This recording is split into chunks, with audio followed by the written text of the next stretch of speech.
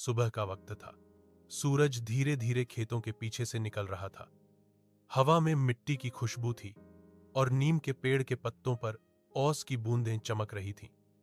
गांव का नाम था रामपुर, एक छोटा सा शांत गांव जहां जिंदगी शहर के शोर से बिल्कुल अलग थी। मुर्गों की बांग, बैलगाड़ी की आवाज और मस्जिद से आती हल्की अजान सब मिलकर एक अजीब सुकून पैदा कर रहे थे। इसी गांव में रहता था रघु, 12 साल का एक सीधा साधा लड़का।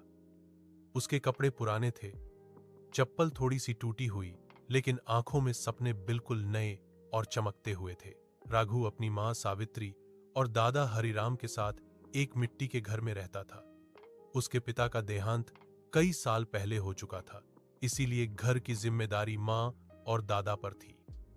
हरिराम दादा अक्सर कहते थे, बेटा, इंसान के पास पैसा कम हो सकता है, पर ईमान और मेहनत कभी कम नहीं होनी चाहिए। रघु ये बात दिल से मान लेता था। सपनों वाला लड़का रघु गांव के सरकारी स्कूल में पढ़ता था। स्कूल छोटा था, लेकिन उसका मन बहुत बड़ा था। उसे पढ़ना पसंद था, खासकर कहानियां और ज्ञान वाली किताबें। स्कूल के बाद वह अक्सर खेतों में मां का हाथ बटाता, कभी पानी भर लाता, कभी बकरी चराता। लेकिन रघु का सबसे बड़ा सपना था, मैं बड़ा होकर अपने गांव के लिए कुछ करूंगा। गांव में ज्यादा लोग पढ़ाई को ज्यादा अहमियत नहीं देते थे। कई लोग कहते, पढ़ लिख के क्या मिलेगा, खेत ही संभालना है। पर रघु चुप रहता और मेहनत करता। बचपन से जिम्मेदारी तक टाइम गुजरता गया। रघु अब 15 साल का हो चुका था। स्कूल के बाद वह गांव के छोटे बच्चों को पढ़ाने लगा। नीम के पेड़ के नीचे शाम को एक छोटी सी क्लास लगती। कोई फीस नहीं, कोई जबरदस्ती नहीं, बस एक बात जो सीखो उसका सही इस्तेमाल करो। बच्चे रघु को सिर्फ टीचर नहीं, भैया मानते थे। दादा की तबीयत। एक दिन हरिराम दादा अचानक बीमार पड़ गए। डॉक्टर शहर से बुलाया गया। पैसा कम पड़ रहा था। सावित्री मां रो रही थी। रघु ने बिना कुछ बोले अपनी स्कूल की प्राइज मनी और छोटी सी बचत मां के हाथ में रख दी। मां बोली, बेटा, ये तेरे सपनों के पैसे हैं। रघु मुस्कुराया, गांव और परिवार ही मेरा सपना है मां। उस दिन रघु बच्चा नहीं रहा। शहर से आया शौक। एक दिन गांव में एक बड़ी गाड़ी आई।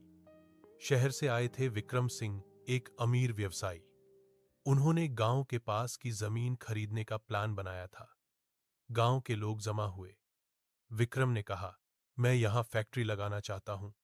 तुम लोगों को काम मिलेगा, पैसा मिलेगा। कुछ लोग खुश हो गए, कुछ परेशान हो गए। हरिराम दादा ने धीरे से कहा, पर फैक्ट्री से हवा और पानी गंदा हो जाएगा। विक्रम मुस्कुराया, प्रोग्रेस के लिए थोड़ा सैक्रिफाइस तो करना पड़ता है। राघु चुपचाप सुनता रहा। रात भर सवाल। आंगन में बैठा हरिराम ने कहा, पैसा जरूरी है बेटा, पर अगर पैसा इंसानियत और प्रकृति को नुकसान पहुंचाकर आए तो वो जहर बन जाता है। ये बात रघु के मन में बस गई। गलत और सही की लड़ाई। कुछ महीनों में काम शुरू हो गया। पेड़ काटे जाने लगे।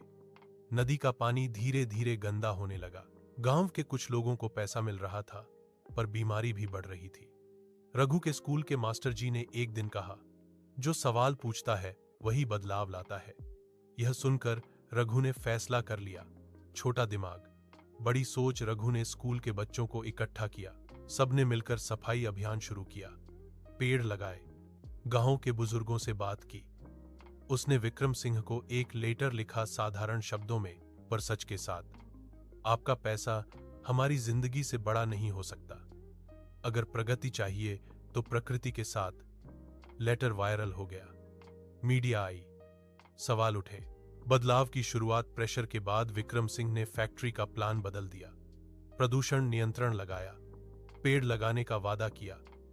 गांव वालों को भी समझ आया कि अंधा पैसा हमेशा सही नहीं होता। रघु का नाम पूरे एरिया में मशहूर हो गया। लेकिन रघु अब भी वही सिंपल लड़का था। दादा की आखिरी सीख। एक दिन हरिराम दादा ने रघु का हाथ पकड़कर कहा, बेटा, याद रखना, बड़ा आदमी वो नहीं जिसके पास ज्यादा पैसा हो, बड़ा आदमी वो होता है जिसके पास ज्यादा जिम्मेदारी हो। रघु की आंखों में आंसू आ गए। गांव में बदलाव का दौर। फैक्ट्री का प्लान बदलने के बाद रामपुर गांव में धीरे धीरे एक नया माहौल बनने लगा। पेड़ लगाए गए, नदी के किनारे सफाई हुई और लोग पहली बार समझने लगे कि तरक्की का मतलब सिर्फ पैसा नहीं होता, लेकिन हर बदलाव के साथ मुश्किलें भी आती हैं। गांव के कुछ लोग अभी भी खुश नहीं थे। रघु ने हमारा फायदा रोक दिया, ये बात कुछ लोग चुप चुप कर कहते। रघु ये सब सुनता था लेकिन जवाब नहीं देता था। उसने दादा से सीखा था, सही काम का शोर कम होता है पर असर गहरा। नया इम्तिहान। कुछ साल बाद गांव में चुनाव का माहौल बना। एक नेता आया, बड़े बड़े वादे, झूठी मुस्कुराहट। उसने रघु को बुलाया और कहा, तुम स्मार्ट हो, मेरे साथ चलोगे तो बहुत आगे जाओगे। रघु ने पूछा, गांव के लिए क्या करोगे? नेता बोला, पहले जीतने दो। रघु समझ गया, उसने ऑफर ठुकरा दिया। लोगों ने कहा, पागल है, मौका छोड़ दिया। पर रघु चुप रहा। मुश्किल वक्त। उस साल बरसात कम हुई, फसल खराब हो गई, गांव में टेंशन बढ़ गई। रघु ने गांव के लोगों को इकट्ठा किया। उसने सरकारी योजनाओं के बारे में बताया, पेपर वर्क में मदद की। पहली बार लोगों को लगा, ये लड़का सिर्फ बात नहीं, काम भी करता है। अंदर का अंधेरा रघु के मन में भी कभी कभी सवाल आता, मैं अकेला क्या कर सकता हूं? एक रात वो नदी के किनारे बैठा था। पानी शांत था पर उसका मन नहीं। उसे दादा की आवाज याद आई, अगर हर इंसान ये सोचे कि मैं अकेला क्या कर सकता हूं तो दुनिया कभी नहीं बदलेगी। रघु ने आंसू पोंछे और खड़ा हो गया। पढ़ाई और संघर्ष। रघु ने शहर के कॉलेज में एडमिशन लिया। गांव से शहर का सफर आसान नहीं था। लोग उसके कपड़ों पर हंसी उड़ाते, उसकी बोली पर टिप्पणी होती, पर रघु ने कभी अपनी मिट्टी नहीं छोड़ी। वो पढ़ाई के साथ साथ काम भी करता। रात को लाइब्रेरी, सुबह चाय की दुकान। सालों बाद रघु पढ़ा लिखा अफसर बना, पर उसने शहर में रहने के बजाय गांव को चुना। वापस गांव की पुकार। डिग्री के बाद उसे शहर में अच्छी नौकरी मिल सकती थी, पर उसका मन गांव में अटका था। दादा ने कहा, बेटा, शहर तुझे पैसा देगा, गांव तुझे पहचान देगा। रघु वापस रामपुर आ गया। रामपुर अब एक मिसाल बन चुका था, जहां डेवलपमेंट भी था और प्रकृति भी। नया रामपुर। रघु ने गांव में लाइब्रेरी बनवाई, स्कूल में डिजिटल क्लास शुरू करवाई, पानी बचाने का सिस्टम लगवाया।